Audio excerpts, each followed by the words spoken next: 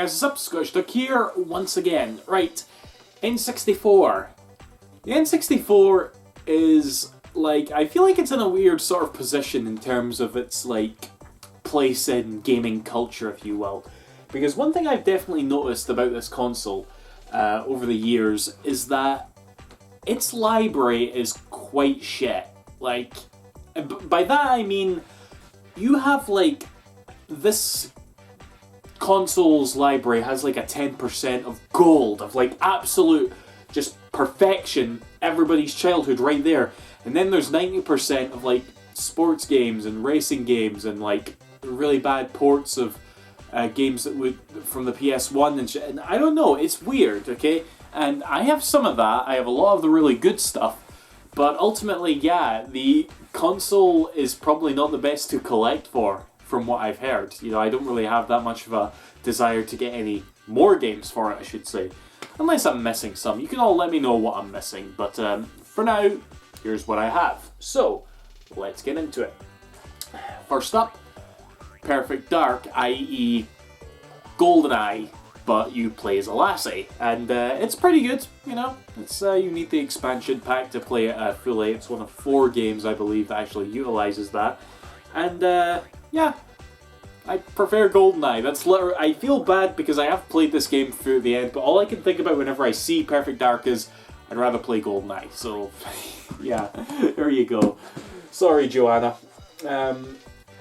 Diddy Kong Racing. Not popped this in yet. No, I've had this for a while. Not popped it in. It's by Rare again. You know, Rare is like a big part of that, like, solid gold 10% for sure.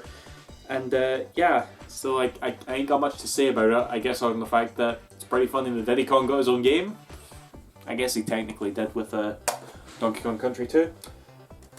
Here we have Rayman 2, The Great Escape. One of my all-time favourites. I primarily played it on the Dreamcast, and it's had like so many different versions, some better than others, and this and the Dreamcast versions, in a weird way, are the two that are the most closely resembling each other. And the Dreamcast version was just a significant, and I mean really significant, upgrade in terms of like graphics and sound in that to this. And this is still really fun to play, but for the best experience, you'd better off playing the Dreamcast version. At least that's what I think. But yeah, Rayman 2, fucking excellent. Okay. Tonic Trouble by Ubisoft, and you can actually sort of tell that it was made by this, at least like, the sort of like leftovers of the Rayman 2 team, honestly, because even the guy looks a bit, in fact, yeah, he's got like the whole no limbs thing going on. But it's not as good. I tried playing this one, I tried getting into it, tried thinking, oh, it's just like Rayman. It's not like Rayman, I didn't like it. Okay. I'll put that to the side, we'll talk about that together. And here we have Snowboard Kids by Atlas. Now, this is interesting because Snowboard Kids just has like a really big following, honestly. And I've popped this in, you know, it's fun. It's a snowboarding game. But I guess I don't have like that big nostalgic attachment to it. But again, it is very good. I really should play like the sequel as well, which I believe was also in the N64. But yeah, I dig it. Snowboard Kids, cool. No pun intended, sorry. And oh fuck, here we go. In fact, here's some, oh god, I got like 3 like just total not very good games. We got F1 Formula Grand Prix, we got fucking International Superstar Soccer 98, you know, we got fucking Tom Clancy's Rainbow Six, you know, maybe not a bad game per se, but are you really gonna like go out to play this in the N64? Why else would I have gotten it for a fucking quid, you know? It's like, yeah, not much to say on those. Is it just me or is this image getting darker? Weird. I don't know what to do. I'm sorry. Readjust lighting, please. Maybe we'll do it in a minute. Anyway, Glover. This is an interesting one where you play as like a hand and a ball. And yeah, it's a platformer and it's very unique in that sense that you do play as a hand. It's not like the best executed game, if I'm honest. but its concept alone kind of like carries it for me. Like it's a really intriguing game. That's the best word to describe it. Glover, for sure. Buck Bumble. Fuck you, Ant Dude, for making me think of you every time I look at this fucking game. Right, another rare game for you here. Force Gemini, where you play as like guys that went around shooting stuff. Never got into this one. Never got into it, I gotta be honest. Again, I would like to go back and maybe see what I was missing, basically, because again, it's rare, you know, everything they touched back then, almost everything they touched back then was gold, you know, so yeah. Force Gemini, it's there. Right. Hybrid Heaven, a really weird game by Konami. Was it Konami? Yeah, it was Konami. And, yeah, it's just like the only thing I can recall about it at this moment was that it actually has a resolution mode where you can, like, make the graphics a bit sharper, but the frame rate really chugs at that point, so yeah, that's weird, but yeah, Hybrid Heaven, what can I say? See, that's not trash, that's just like weird, obscure shit, okay? It's not like those racing games I was joshing on earlier, just want to make that clear. F-Zero X, I actually really like this game. I love the way it controls. Like, I spent like a whole evening just playing this game, mucking about in the Grand Prix and like going around some of the tracks that it has. Didn't get like too deep into it. Not like that. That's what you kind of have to do when you don't have much time and you're trying to like jump from game to game to game. But based on that like one night of like just like playing it a fair bit, yeah, this is a really good game. I love it. I love how it runs too. It's like 60 frames per second. It's brilliant.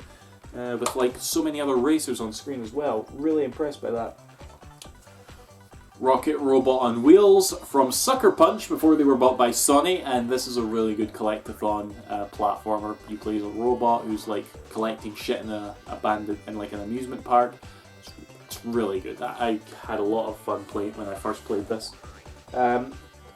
Going back to Goemon, I got the two Goemon games on the N64. To give them their full titles, we have Mystical Ninja starring Goemon and Mystical Ninja 2 starring Goemon. You'd think I would remember that. Not played the sequel, to be fair, but I've definitely played this one. This one's really good, guys, okay?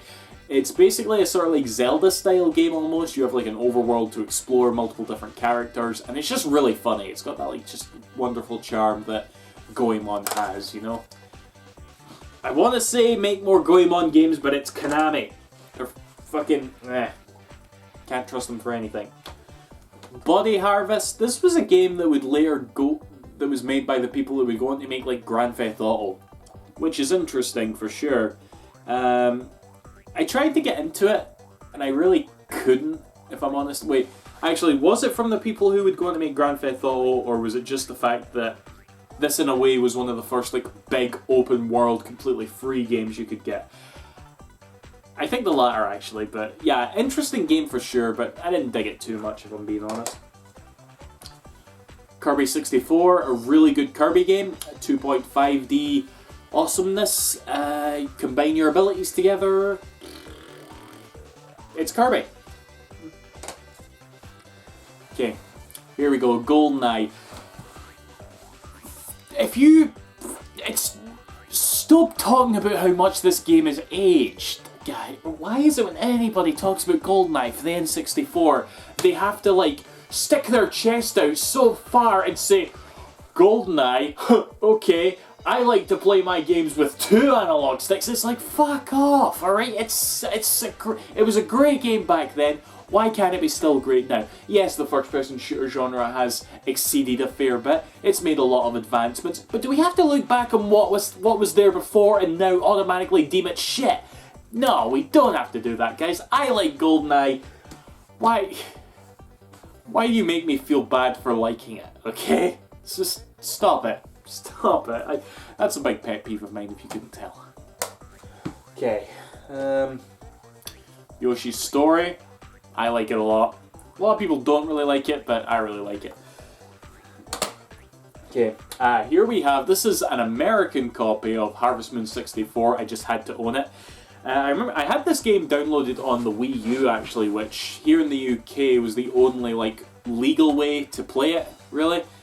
And I didn't get into it. I didn't put enough time into it, I should say. You know, like I should have put more time into it, and I probably could have like dug it as much as any other Harvest Moon game. But as it stands, I've not played this yet properly, as I should say. But it is really nice to have it. Okay. Bomberman Hero, a Bomberman game that is a 3D platformer. It's fucking brilliant. Love this one. I'm breezing through these if you couldn't tell. Mario Kart 64, big part of my childhood right here. Played it to absolute death with my brother, friends, all that. I don't think many people actually consider it that good. Like, I know I got like iffy reviews way back in like the day. At least I remember thinking that when I looked up like the Wikipedia page. So that's what people were scoring it. Damn. But no, I love it. Mario Kart 64, joy to play. Oh, speaking of a joy to play, Paper Mario. I love Paper Mario. I love it a lot, you know. I'm mostly there with people who want like another Paper Mario game. I don't know, it's just, I agree, Sticker Star, Color Splash, loads of shit. But if you want to talk about Super Paper Mario, and you want to talk about another pet peeve of mine, you know what, we'll talk about that when I do the Wii games, but as it stands, fucking excellent, this game. The only JRPG, really, well, people are going to bring up like Quest 64, I think, but I don't know anything about that game, so never mind. Speaking of like a joy to play, Super Smash Brothers, I still love this game. I know it's hard, just like, okay, it's not the exact same as something like GoldenEye, where, you know, we look back on it and it's like, oh, it's old and shit, you know, it's like Smash Brothers as a series is fundamentally the same game, but obviously the advancements and like the new engines that they bring out gives you a lot more in terms of like what you would expect in that time, you know. But I still love this. The nostalgia's too high. Fucking excellent game. Okay, it's not even like my least favorite Smash Brothers game, if I'm being honest, you know. Okay. Here we have Legend of Zelda: Ocarina of Time and Legend of Zelda: Majora's Mask. I don't have much to say about Ocarina of Time. It's my favourite Zelda game, it's my favourite N64 game, and it's like my third favourite game of all time, probably. Ish. I think it's there. Anyway, yeah, Ocarina of Time. In my SNES video, I was moaning about the fucking Link to the Past lovers that think that anything that came after that game is linear. It's just a straight line. It's not a straight line. You can go in multiple directions. You can go in 3 dimensions. Why do people not like nice things? And there's Majora's Mask. Took me a long time to fully appreciate this game, by the way.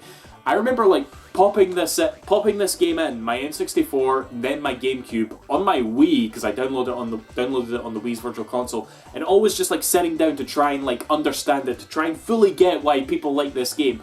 And it took me a while. It took to, like, no joke, probably my 5th time sitting down to play the game in my life. Each time I got a little bit farther.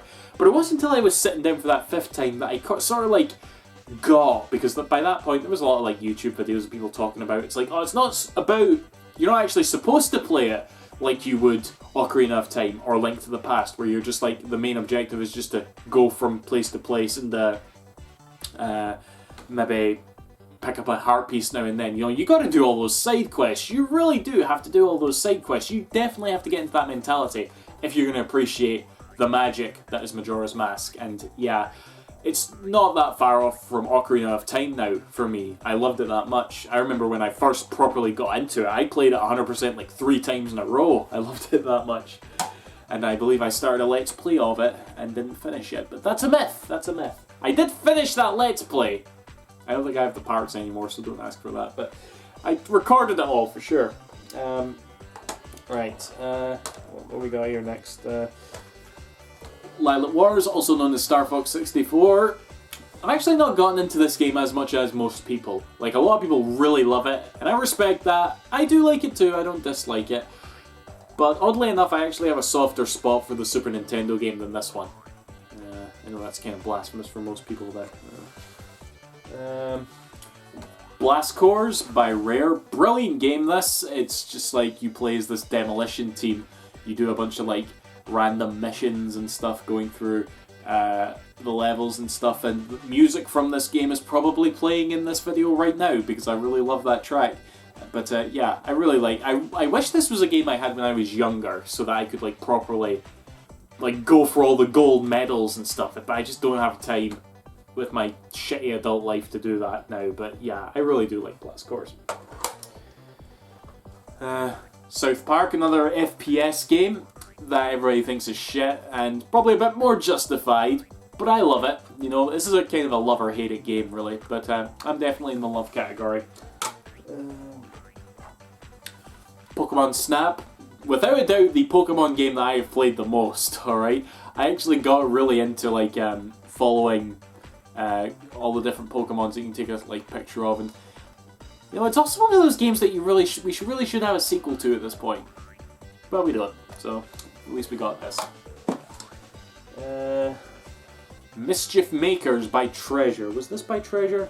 It's not on here, but I think this was Treasure. And yeah, this is a pretty good 2D platformer.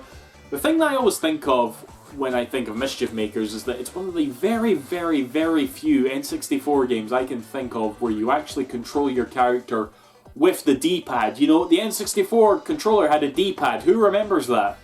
But yeah, that was a thing, so cool. Super Mario 60. You know. Wave Race 64. Pretty decent game. A lot of people really liked it for the graphics at the time. You know, the realistic fucking water effects. But yeah, it's earned its place in history, I guess. 1080 Snowboarding. What's the full title? 1080 Snowboarding. Oh, I got it right. Yeah, this is a franchise that I kind of want Sega to go back. Sega, fuck's sake, though. Sega did Steep Slope Sliders. God damn it. That I want Nintendo to go back to. Feels like it had a decent following. I know there was one for the GameCube as well. I don't know if that one was as beloved, but yeah, 1080 Snowboarding. Okay. Pilotman 64. I sat down to play this not too long ago, and I didn't really dig it. I hated the way the game looked. You know, like, I'm just looking at this cover right now. Look at this guy. He looks like he's out of fucking Psychonauts or something. It just does not look right to me. And I don't know, the game just wasn't that fun. Compared to the one on the SNES, I know which one I'd pick, you know? Like, even the one on the 3DS, which used the whole, like, Mii's Woohoo Island aesthetic. That was more pleasing than fucking that. Right, let's talk about these together. Banjo-Kazooie and Banjo-Tooie. I am one of the only people I know who actually prefers Banjo-Tooie. Okay, I know that this game is fucking ridiculous. I know that the amount of shit that it requires you to like collect and explore and just like pounds that into you is a lot to ask. But I love it. You know, I dig that. I dig that in a platformer. I really do. But they're both absolutely classics, you know. Put them in Smash Brothers. Right. Speaking of which, I also have here Donkey Kong 64. Now, this one was probably more in line with... I probably feel towards this game what most people feel about Banjo-Tooie. You know, the amount that you have to collect and the amount of, like, switching of characters and all that. It's a bit much. It's a bit much. I kind of would like to one day go back to it and see if I can get into it again. I don't know if I will, but it's, you know, it's a Donkey Kong game on the N64. What can you say? Okay, and another really big favourite, the last rare game I got here, and what a game to go out on! Conker's Bad Fur Day. I did a Let's Play of this. This is one of the best games ever made, you know? It's I'm not even gonna... I don't want to talk about it, I'll just not do it justice. And my last two games, we have Wayne Gretzky's 3D Hockey and Top Gear Rally, more like those sort of games I was talking about at the beginning of the video. Anyway, that was N64. Broad console. I've got a lot of memories for it. Just don't think I just can't think of much else I would want to get for it. If I missed anything out, is there a game that I don't have yet that I probably should? Off the top of my head, there's like the Turok games. There's quite a decent following for those. But I can't think of much else. Mario Party, I don't have a single Mario Party, I guess, but I don't know. Anyway, guys, see you after. Thank you for watching. Bye bye.